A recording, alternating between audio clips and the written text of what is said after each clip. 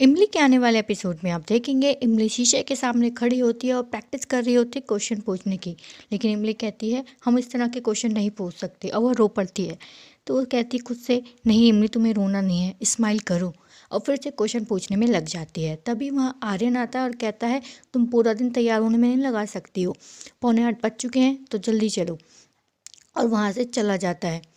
उधर उधर wedding planner Aditya के मम्मी पापा के रूम में जाते हैं और कहते हैं हमें ये यहाँ पे ये चेंज करना है, ये पेंटिंग हटानी है। आदित्य के मम्मी पापा कहते हैं कि तुम हमारे रूम में आके इस तरह की बातें क्यों कर रहे हो, इस तरह के सामान से छेड़छाड़ करने की परमिशन तुम्हें किसने दी। तो वो कहते हैं अनु मैम ने। तभी अनु वहाँ पे आ जाती है और कहती है कि क्या आप भी, आपकी बेटे की शादी होने वाली है और आप इस तरह से घूम रहे हैं, आपको तो खुश होना चाहिए। आपकी बेटे की शादी हो रही है, मालिनी आपके घर की बहू बन रही है और जल्दी वो आपको दादा दादी बना देगी। तो आदित्य की माँ कहती है यही तो फ़र्क है आपकी और हमारी परवरिश में।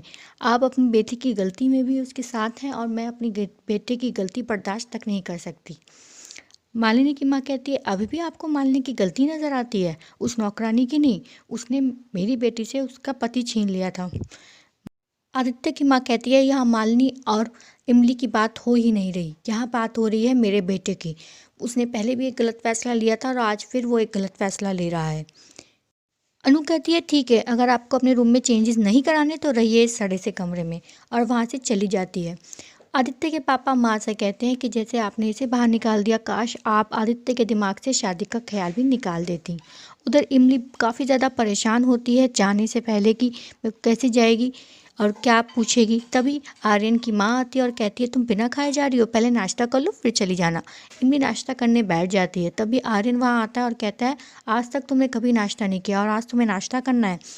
तो इमली कहती है हम 2 करोड़ का काम करने जा रहे हैं ना, तो उसको करने के लिए हिम्मत भी तो चाहिए, बहुत ज़्यादा एनर्जी चाहिए, तो हम वही ले रहे हैं।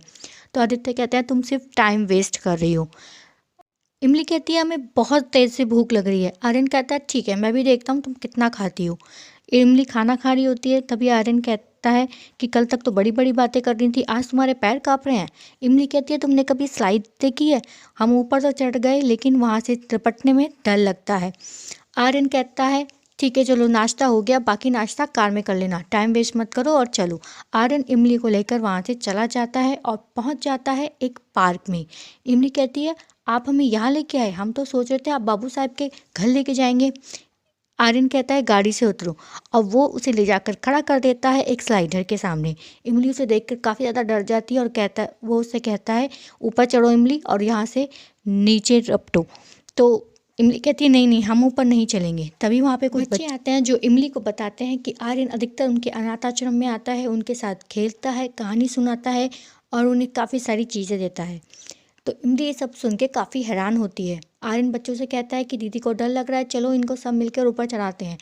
इमली के पीछे बच्चे भागते हैं। इमली ऊपर तो चढ़ जाती है बट नीचे नहीं आना चाहती।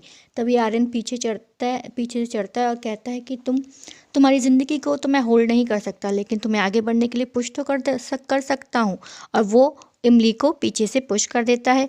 उसके बाद इमली काफ़ी ज़्यादा खुश होती है और कहती है कि हमने ये सब कर लिया। तभी आर्यन आता है, कहता है कि देखा तुमने इस डर को पार कर लिया और उसके बाद भी तुम जिंदा हो। अब तुम आदित्य के घर जाओ और उस डर को फेस करो। उधर मालिनी की माँ उससे कहती है कि पता नहीं तुम्हारी लॉस को क्या प्रॉब्लम है, मुंह फुलाए घूम रहे हैं, ऐसे करते रहेंगे तो शादी की फ़ोटो अच्छी नहीं आएंगी।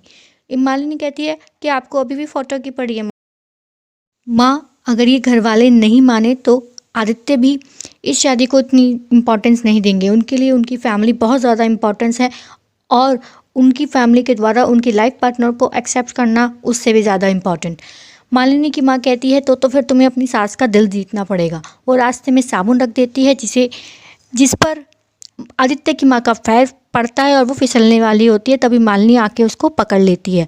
पीछे से अनु आती है और कहती है संभल कर बेटा, तुम प्रेग्नेंट हो। मालिनी कहती है मुझे कुछ दिखाई नहीं, मैं अगर माँ को नहीं बचाती तो वो गिर जाती। तभी वहाँ रूबी दीदी आती हैं और कहती हैं कि वाह ताई जी, आप भी पूरे घर में वहीं फिसली जहाँ पर ये दोनों थे, वेल डन मालिनी। मालिनी माँ कहती है देखा तुम इन स्टूपिड लोगों के लिए इतना कुछ सोचती हो और ये तुमसे कैसे स्टूपिड सवाल पूछ रहे हैं।